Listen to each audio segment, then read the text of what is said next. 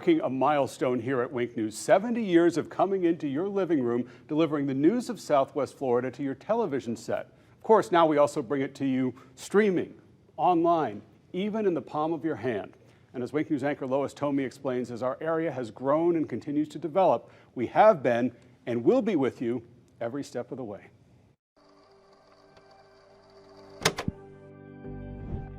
The Broadcast Center. Today, the home to Wink TV, several radio stations, and the nerve center of a newspaper and magazines. Our roots began in radio in 1939, but March 18, 1954, Wink TV debuted, becoming the first television station in Southwest Florida. Frank Nodine helped launch Wink. This interview is from the late 70s. We were the fourth station on in the state of Florida. In those days, people accepted anything you did. I can remember we used to think we were heroes if we hit our 8 p.m. show at 8:45. Him and Frank were good buddies. They tipped a few beers together. Engineer Larry Hennigan moved his family to Florida from Ohio.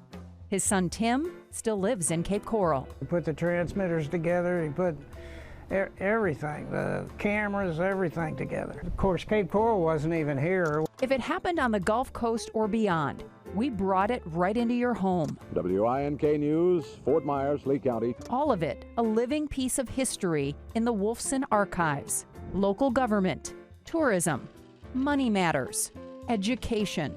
From the shoreline to outer space with NASA's Viking project mission to Mars in the mid-70s. We're seeing many of the features on Mars, and we're looking at the great volcanoes. Ironically, many of the issues of yesterday mimic those of today. Gas prices have been on the rise. I've been having a very hard time getting in with a doctor here. Development, roads. It's I-75's turn, and I'm doing everything humanly possible to try to accelerate that construction.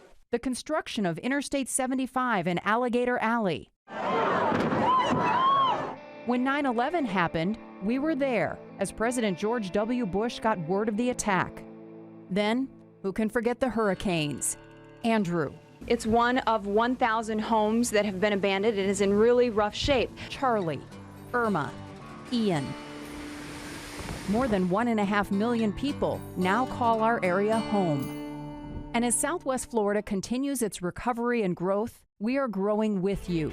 We welcome you into our studio with 13 hours of news each weekday and look forward to the future.